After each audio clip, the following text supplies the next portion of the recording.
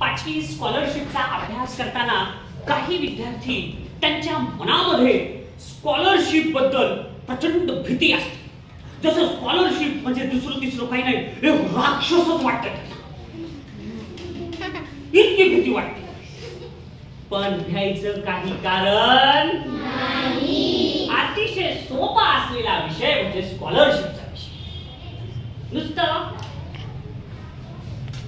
जे मुलं नुसतं झोपा काढते त्यांच्यासाठी सगळंच अवघड आहे. आलं का लक्षात? काही मुलं कशा असते, काम कटाळे आणि रोट्या मुटाळे, त्यांच्यासाठी सगळंच अवघड आहे. त्यांना सोपं काय, निवांत बसायचं, झोपायचा.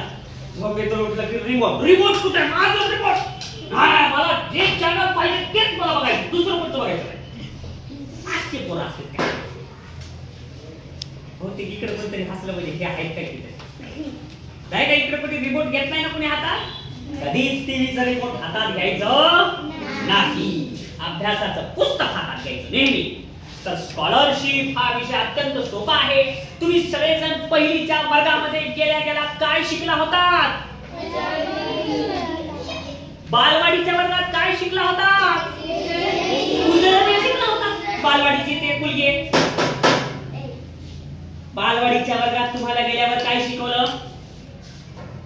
हा, राईट 1 2 3 हे शिकवलं. अरे तुमच्या स्कॉलरशिपच्या वर्गात सुद्धा मी तुम्हाला आता 5वीच्या वर्गात 1 2 3 शिकवणार आहे. मग सांगा अवघड आहे का सोपं आहे? तुम्ही आवाज नाही. स्कॉलरशिपचा अभ्यासक्रम कमेन सोपा का अवघड? एकदम सोपा अभ्यासक्रम. उजळणी आपल्याला शिकायची आहे. फक्त ती उजळणी रोमन अक्षरात शिकायची. कशात शिकायची रे? रोमन अक्षरात.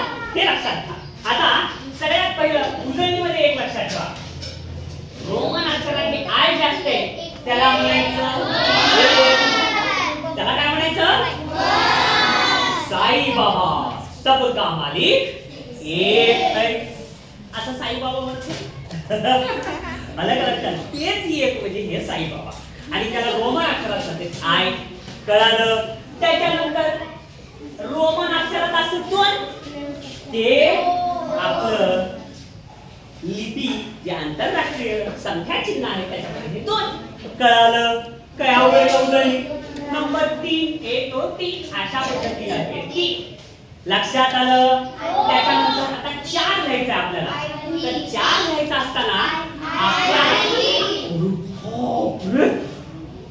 हुशार मुले तर वर्गामध्ये बापरे स्कॉलरशिप अवघड. शिकवायच्या आधीच काही जणांना येतंय. मग मला सांगा बरं अवघड आहे का स्कॉलरशिप? किती सोपं आहे. अरे वा.